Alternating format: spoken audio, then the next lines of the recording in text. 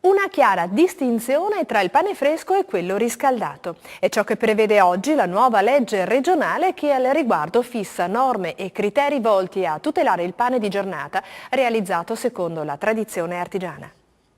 È giunta finalmente in porto la legge regionale sul pane fresco, approvata dal Consiglio del Veneto negli ultimi giorni del 2013. Un registro, un marchio di qualità e l'obbligo di indicare la provenienza permetteranno ora al consumatore di distinguere il pane fresco artigianale, che sarà quindi etichettato, da quello riscaldato nei punti vendita. Sono queste le principali novità introdotte dalla normativa. È un momento storico per le tradizioni alimentari della nostra regione, ha affermato Ruggero Garlani, presidente dei 256 panificatori aderenti a Confartigianato Vicenza, soddisfatto per l'approvazione di una legge sollecitata da tempo dalla categoria e in particolare dall'Associazione Vicentina. Il pane, ci ha detto, è un componente fondamentale della piramide alimentare e disciplinarne gli aspetti produttivi, nonché alcuni requisiti identificativi degli esercizi di vendita, significa fornire al consumatore un'ulteriore garanzia.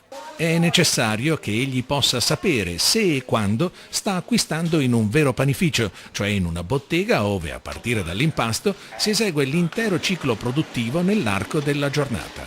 Un procedimento che richiede un'elevata professionalità. Quella che ultimamente ha portato inoltre diversi forni a rinverdire e a dare sempre più spazio a ricette tradizionali, come ad esempio la lievitazione naturale con l'utilizzo della pasta madre. La legge intende perciò valorizzare i veri panifici, con tanto di istituzione del marchio forno di qualità. Ma la qualità da sola non basta, spiega il vicentino Cristian Malinverni, presidente regionale di Confartigianato Alimentazione, quando vediamo che taluni punti vendita spacciano per pane fresco prodotti precotti e congelati, oppure confezionati nell'est Europa: Ungheria, Polonia, Slovacchia, Slovenia, Repubblica Ceca e Romania. Non a caso, rileva Malinverni, nell'ultimo anno le importazioni da tali paesi di prodotti a base di cereali sono cresciute del 43,2%.